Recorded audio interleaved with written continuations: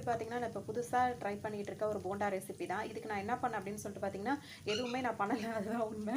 விஷயம் என்னன்னா, அது வந்து புதுசா நான் ட்ரை பண்ணதுக்கான காரணம் நான் சொல்றேன். இது வந்து பார்த்தீங்கன்னா, புதுசா நான் ட்ரை பண்ண ஒரு போண்டா ரெசிபி தான். அதுக்காக நான் என்ன பண்ணேன் அப்படின்னு சொல்லணும்னா, ஒண்ணுமே நான் பண்ணல. அதான் விஷயம் அதுதான்.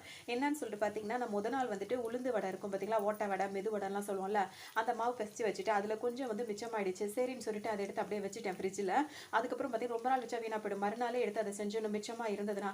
ஸோ அப்புறம் என்ன பண்ணேன் அப்படின்னு சொல்லிட்டு பார்த்தீங்கன்னா, பஜ்ஜி மாவு இருக்கும் பார்த்தீங்களா? பஜ்ஜி போட்டு கொஞ்சம் மாவு மட்டும் மிஞ்சிடுச்சு. இத வந்து ரொம்ப நாளைக்குலாம் நம்ம வைக்கக்கூடாது.